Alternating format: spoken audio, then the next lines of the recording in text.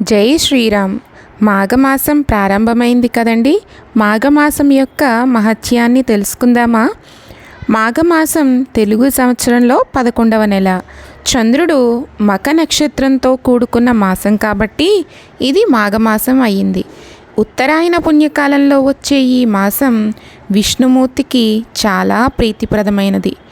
మాఘమాస మహత్యము.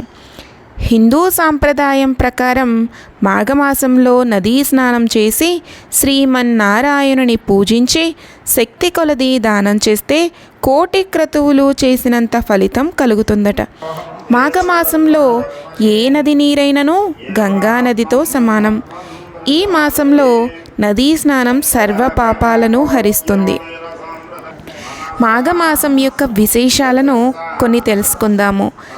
రామాయణంలో మాఘశుద్ధ ప్రతిపత్తు నాడు అంగదరాయబారము, విధియ మొదలు అష్టమి వరకు యుద్ధము, మాఘశుద్ధ నవమి నాటి రాత్రి ఇంద్రజిత్తు రామలక్ష్మణుల నాగపాశమున బంధించుటయు, దశమి నాడు వాయువు శ్రీరాముని చెవిలో స్వరూపము జపించుటయు, వెంటనే నాగపాశములు వదులుటయు, గరుడిని రాక, ఏకాదశి ద్వాదశులందు ధూమ్రాక్షవద, త్రయోదశిని అకంపనవద, మాఘశుద్ధ చతుర్దశి మొదలు కృష్ణ ప్రతిపత్తు వరకు ప్రహస్తవద, మరి 3 దినములు సంకుల యుద్ధము, పంచమి మొదలు అష్టమి వరకు కుంభకర్ణుని మేలుకొలుపు, పిదప 4 దినములలో కుంభకర్ణుని వధ, అమావాస్య నాడు శోకమున యుద్ధ విరామము.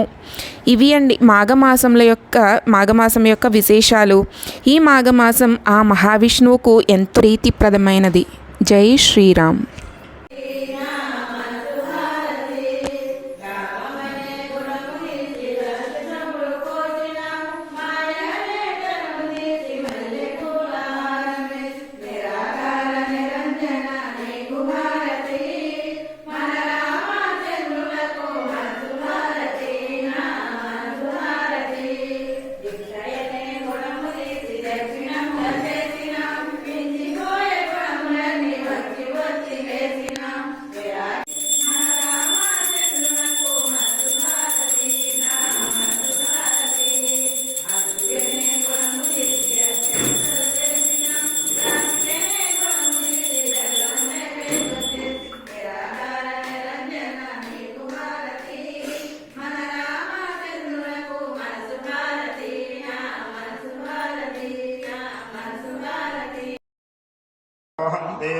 परुषपरे येवानस्त्वं ब्रह्मत्वं प्रजापतिः त्वं ददापहापोद्योतिरसामृतं तानि धारणस्यन्ते प्रदक्षिणपदे पापोऽहं पापकर्माहं पापात्मा मनसा वचसा तथा पद्भ्यां समर्पयामि देवदेवस्याम्